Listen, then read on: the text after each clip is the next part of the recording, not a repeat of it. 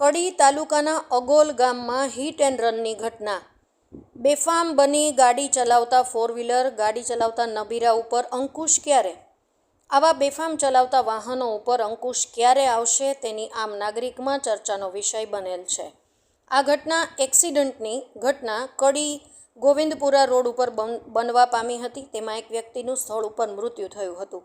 મરણ જનાર વ્યક્તિ કડીવાલ ફરીદભાઈ અહેમદભાઈ, સંતાનમાં 2 દીકરા 1 દીકરી નિરાધાર થઈ ગયા હતા અને તેમના પરિવારમાં શોકનું મોજું ફેલાઈ ગયું હતું. જાદવ અફઝલભાઈ અબ્દુલભાઈ ઘાયલ થયા હતા. આ બંને વ્યક્તિઓ અગોલથી ચંદ્રાસણની વચ્ચે ગોવિંદપુરા રોડ ઉપર બાઇક ઊભું હતું. સામેથી ચંદ્રાસણથી આવતી પૂર ઝડપે ગાડીએ ઊભેલા બાઇકને ટક્કર મારીને ગાડી ચાલક ફરાર થઈ ગયો હતો.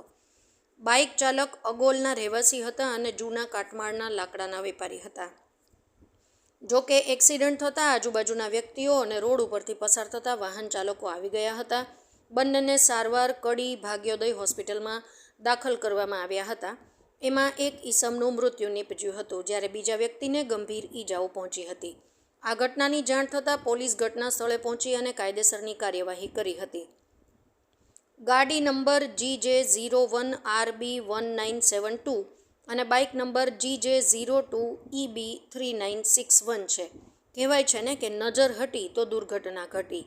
સ્પીડ ન્યૂઝ 17 ઇસ્માઇલ ઘાંચી, કડી.